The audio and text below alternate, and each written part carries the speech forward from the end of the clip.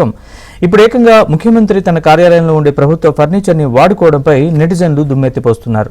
తాము వాడుకునే ఫర్నిచర్కు ధర చెల్లిస్తామని ప్రభుత్వానికి లేఖ రాసినట్లు నంగనాచి కబుర్లు చెబుతున్న వైసీపీ నేతలు ఆనాడు కోడెలు కూడా ఇదే అంశంపై ప్రభుత్వానికి లేఖ రాస్తే కేసు ఎందుకు పెట్టారని నెటిజన్లు, టీడీపీ నేతలు నిలదీస్తున్నారు.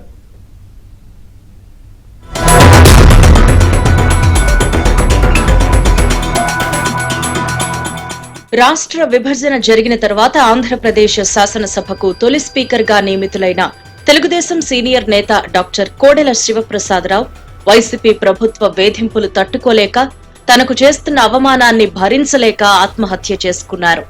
రాజకీయాల్లోనూ నిజ జీవితంలోనూ హీరోగా ఎదగడమే కాకుండా పల్నాటి పులిగా పేరుగాంచిన కోడెల తనపై అసెంబ్లీలోని కుర్చీలు, టేబుళ్లు దొంగిలించారని కేసులు పెట్టడాన్ని తట్టుకోలేక మానసికంగా తీవ్ర ఆవేదనకు గురయ్యారు. తనపై, తన కుటుంబ సభ్యులపై పెట్టిన కేసులతో మానసికంగా కుంగిపోయారు. చివరికి అసెంబ్లీ ఫర్నిచర్ ఇంట్లో, క్యాంపు కార్యాలయంలో వాడుకుంటున్నారు అని కోడెలపై ముద్ర వేసి మరీ కేసు పెట్టారు.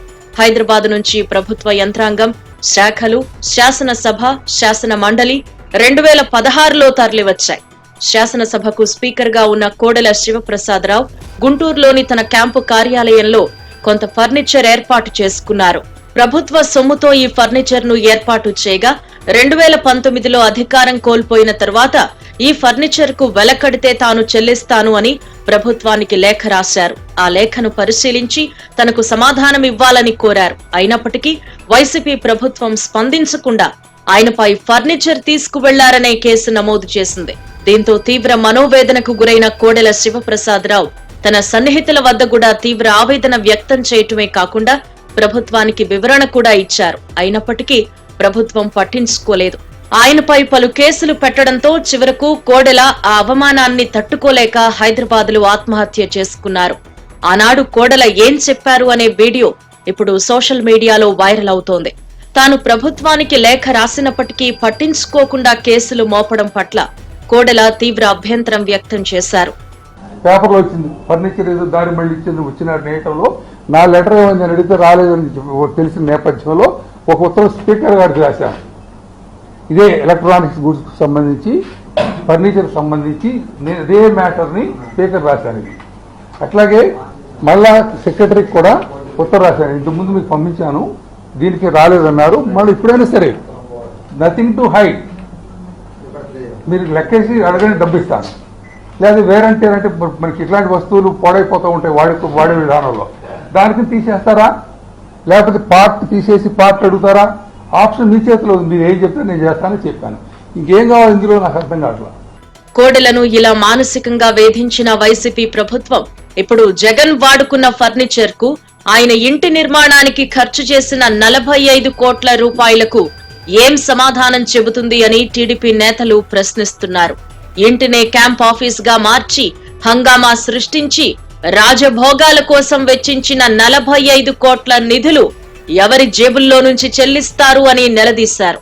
ఫర్నిచర్ కే కోడెలకు దొంగ అని ముద్ర వేస్తే ప్రజల సొమ్మును దుర్వినియోగం చేసిన మాజీ సీఎం జగన్ ను ఏమనాలి అని మంత్రి అనగాని సత్యప్రసాద్, టీడీపీ జాతీయ అధికార ప్రతినిధి జీవీ రెడ్డి ప్రశ్నించారు.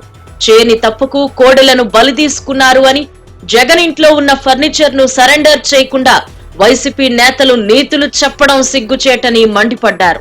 తాము ప్రభుత్వానికి లేఖ రాశామని వైసీపీ నేతలు నంగనాచి కబుర్లు చెబుతున్నారు అని నెటిజన్స్, టీడీపీ నేతలు ఎద్దేవా చేస్తున్నారు.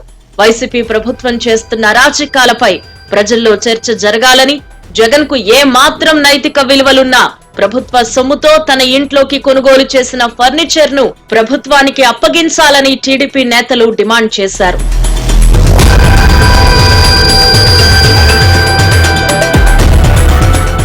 తాడేపల్లి ప్యాలెస్ క్యాంపు కార్యాలయం కోసం కోట్ల రూపాయలు ఖర్చు చేసిన అధికారులను, ఇందుకు బాధ్యులను చేయాలని పలువురు డిమాండ్ చేస్తున్నారు.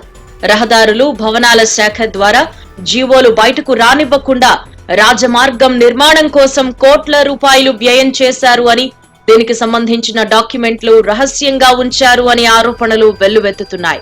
ప్రతిపక్ష హోదా కూడా రాకుండా ప్రజలు పక్కన కూర్చోబెడితే ఇంకా ప్యాలెస్ లో తమకు 40% ఓట్లొచ్చాయని చెబుతూ సొంత ఆస్తిలా అనుభవిస్తున్న జగన్ పై, నిబంధనలకు విరుద్ధంగా నిధులు కేటాయించిన అధికారులపై టీడీపీ ప్రభుత్వం విచారణ చేయించాలని పలువురు డిమాండ్ చేస్తున్నారు. 2019 ఎన్నికల్లో టీడీపీ ఓటమి పాలైనప్పటికీ ప్రతిపక్ష హోదా రావడమే కాకుండా టీడీపీకి 40% పైగా ఓట్లొచ్చాయనే విషయాన్ని జగన్ గుర్తుపెట్టుకోవాలి అని నెటిజన్లు సూచిస్తున్నారు.